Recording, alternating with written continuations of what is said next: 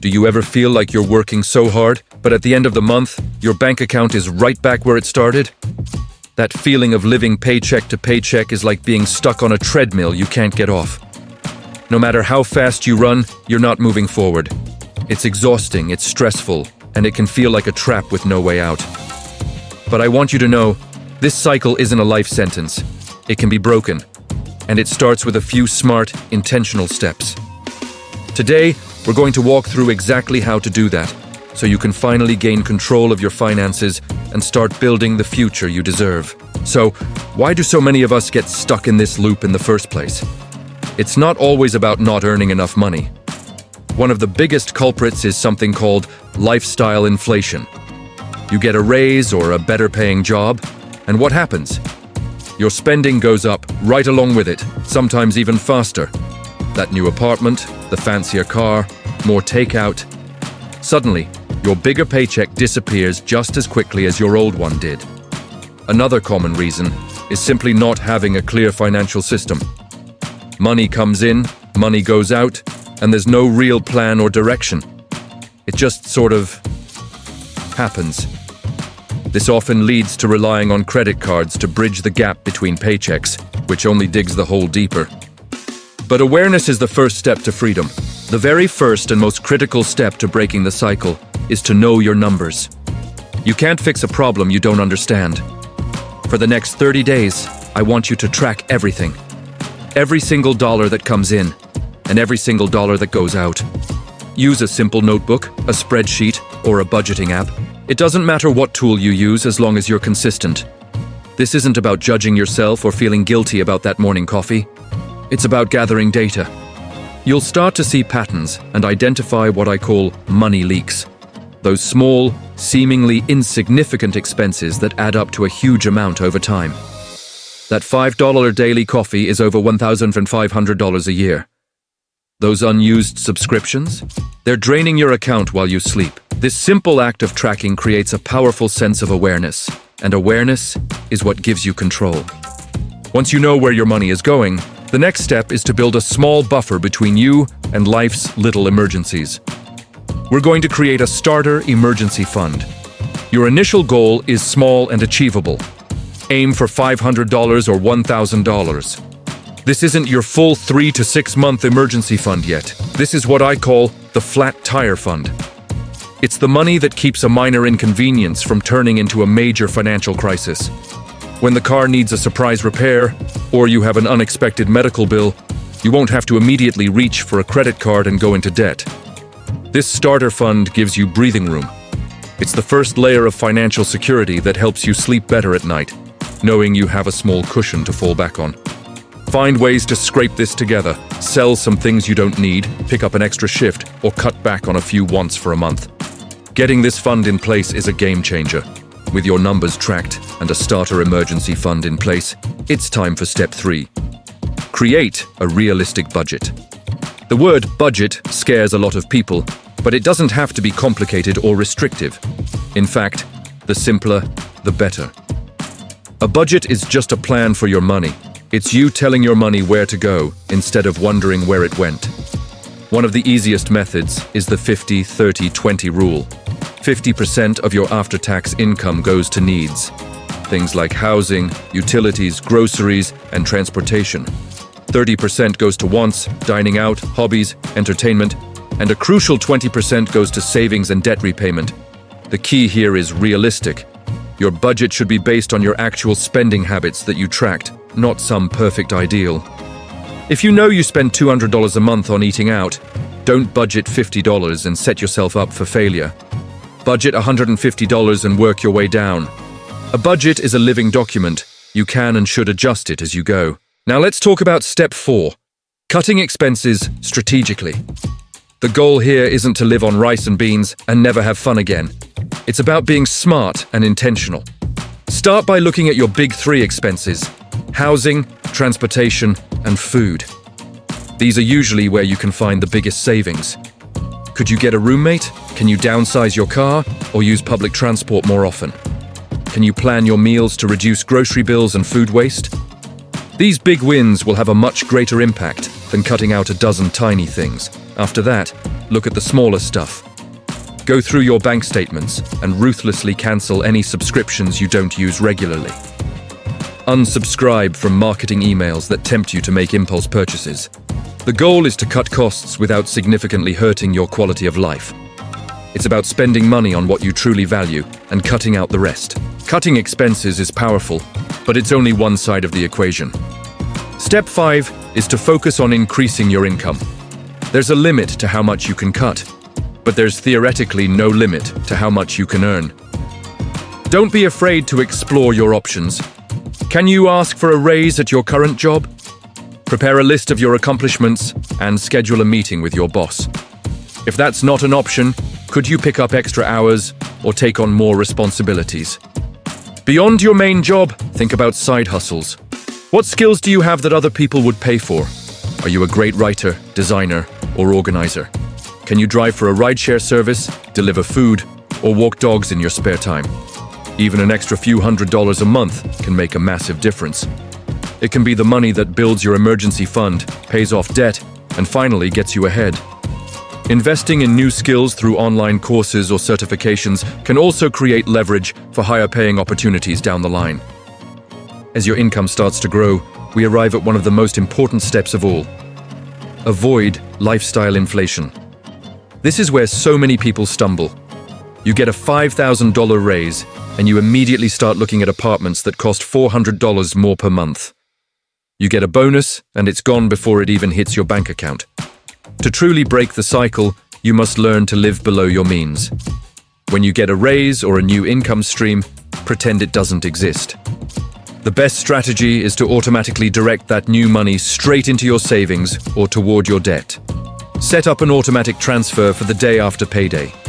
This way, you never even see the money in your checking account, and you won't be tempted to spend it. Your lifestyle stays the same, but your financial health skyrockets. This discipline is the secret to building real wealth over time. Finally, step 7 is to set clear financial goals. Money without a purpose tends to disappear. When you have clear, compelling goals, you give every dollar a job. It becomes easier to say no to an impulse purchase when you know that money is supposed to be for your down payment on a house, a trip you've always dreamed of, or your retirement fund. Your goals should be both short-term and long-term. A short-term goal might be saving that $1,000 starter emergency fund or paying off a specific credit card in the next 3 months. A long-term goal could be saving $20,000 for a down payment in 3 years or becoming completely debt-free.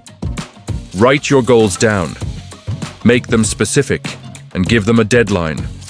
Track your progress. Seeing yourself get closer and closer to your goals is incredibly motivating and will keep you going when things get tough. I want to leave you with this. Living paycheck to paycheck does not have to be your permanent reality. It feels like a heavy weight, but it's a situation you have the power to change. It won't happen overnight. It happens through small, consistent, and intentional actions day after day. It starts with tracking one expense. It starts with saving $1. It starts with making one plan. You are capable of this. Don't wait for someday to start. Start today. Choose one thing from this video and do it right now. You've got this. Are you working your tail off only to find yourself completely broke by the end of the month? Does it feel like you're stuck on a hamster wheel, running as fast as you can but getting nowhere? That feeling of living paycheck to paycheck is a trap, and it can feel impossible to escape. But I'm here to tell you it's not. The cycle can absolutely be broken, and it starts with a few key steps that anyone can take. So why do so many of us get stuck in this frustrating loop? One of the biggest culprits is something called lifestyle inflation. Your income goes up, maybe you get a raise or a new job, but instead of getting ahead, your spending increases even faster. That new apartment, the fancier car, those extra nights out, they eat up any extra cash before you even see it. Another huge reason is the lack of a clear financial system. When you don't have a plan for your money, it just sort of disappears. It's like trying to build a house without a blueprint. And finally, many people start relying on credit cards just to get through the month. It becomes a crutch, and before you know it, you're not just trying to cover this month's bills, but also last month's debt. The first and most powerful step to breaking this cycle is to know your numbers. Seriously, you have to become a detective and track where every single dollar is going. For 1 month, write down everything: your income, your rent, your groceries, that morning coffee, that subscription you forgot about. You can use an app, a spreadsheet, or just a simple notebook. The goal isn't to judge yourself, it's to gain awareness. Once you see it all laid out, you'll start to spot the money leaks. Those small, seemingly insignificant expenses that add up to a huge amount. This awareness is where your power comes from. You can't change what you don't acknowledge. Knowledge isn't just power, it's control. Once you know where your money is going, the very next step is to build a starter emergency fund. This is your financial safety net. I'm not talking about saving 6 months of expenses right away. That can feel overwhelming. Start with a small, achievable goal, like $500 or $1,000. The purpose of this fund is to break your reliance on debt. When an unexpected expense pops up, and it always does, right? A flat tire, a medical bill, a broken appliance, you'll have cash ready to cover it. Instead of swiping a credit card and digging a deeper hole, you'll handle it and move on. This small cushion gives you incredible peace of mind and the breathing room you need to start making real progress. Okay, you've tracked your spending and you've got a small emergency fund. Now it's time for step 3, create a realistic budget. The word budget scares a lot of people, but it doesn't have to be complicated or restrictive. In fact, the simplest budgeting methods are often the most effective. Think of a budget as a plan that tells your money where to go, so you don't have to wonder where it went. Start by listing your needs: housing, utilities, transportation, food. Then make savings a priority, not an afterthought. Pay yourself first, even if it's just a small amount. The key is to create a budget based on your actual numbers and your real life, not some perfect fantasy. If you know you spend a certain amount on going out with friends, build it into the budget instead of pretending you'll suddenly stop. A realistic budget is a tool for freedom, not a prison. With your budget in place, it's time for step 4, cutting expenses strategically. This isn't about depriving yourself of everything you enjoy. It's about being smart and intentional. Start by looking at your big 3 expenses: housing, transportation, and food. These are usually where you can find the biggest savings. Could you get a roommate? Can you meal prep more often instead of eating out? Maybe switch to a more fuel-efficient car or use public transport? Even small changes in these areas can free up hundreds of dollars. Next, go through your bank statements and hunt down all those recurring subscriptions you're not using. That gym membership, those streaming services, be ruthless. Finally, tackle impulse spending. Try a 24-hour rule. If you want to buy something non-essential, wait 24 hours. You'll be surprised how often the urge passes. The goal is to cut costs without sacrificing your quality of life. Now, cutting expenses is only half the equation. The other, more powerful half is step 5, increasing your income. There's a limit to how much you can cut, but there's technically no limit to how much you can earn. The most straightforward way is to ask for a raise at your current job. Do your research, build your case by highlighting your accomplishments, and schedule a meeting with your boss. If that's not an option, see if you can pick up extra hours. Beyond your main job, think about side hustles. What skills do you have? Are you a great writer, a graphic designer, good with pets, or handy around the house? You can turn those skills into cash through freelance work or by starting a small side business. The more skills you develop, the more leverage you have to earn more money, putting you in the driver's seat of your financial life. This next step is crucial, especially as your income starts to grow. Step 6 is to avoid lifestyle inflation. This is the silent money killer we talked about earlier. It's so tempting to upgrade your life every time you get a pay raise. You finally have more money, so you feel like you deserve a nicer car or a bigger apartment. But if you immediately spend every extra dollar you earn, you'll stay stuck in the exact same paycheck to paycheck cycle, just at a higher income level. The key is to make a conscious decision to live below your means. A powerful trick is to pre-commit your future raises. The next time you get a raise, decide right then and there that you'll automatically save or invest 50% or more of that new money. You were already living without it, so you won't even miss it. This is how you build real, lasting wealth. Finally, step 7 is to set clear financial goals. Your money needs a purpose. Without a goal, saving money feels like a chore.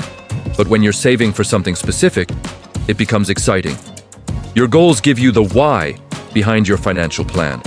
They are your motivation. Set both short-term goals, like paying off a credit card in 3 months or saving for a vacation, and long-term goals, like a down payment on a house or retirement. Write them down. Make them specific, measurable, and give them a deadline. Seeing yourself make progress toward these goals, watching that debt shrink or that savings account grow, is incredibly motivating. It proves to you that your actions are working and that you are in control of your financial destiny. Listen, living paycheck to paycheck is a stressful, exhausting way to live. But it does not have to be your permanent reality. It's a situation, not a life sentence. Breaking the cycle isn't about some secret, complicated formula. It's about taking small, consistent actions day after day. It's about tracking your spending, building a small buffer, creating a simple plan, and telling your money what to do. The most important thing you can do is start. Don't wait for the perfect time, for next month, or for next year. Start today. Even the smallest step forward is a victory. You have the power to change your financial future, and it all begins with that first decision to take back control. You can do this. I know the word budget can sound restrictive and boring. But trust me, a budget isn't about telling you what you can't spend. It's a plan that gives you permission to spend on the things that matter most to you. It's about taking control and telling your money where to go, instead of wondering where it went. And the best budgets are the simple ones. You don't need a complicated spreadsheet with 100 categories. A simple method like the 50-30-20 rule can be a great starting point. That's 50% of your income for needs like housing and groceries, 30% for wants like entertainment and hobbies, and 20% for savings and debt repayment.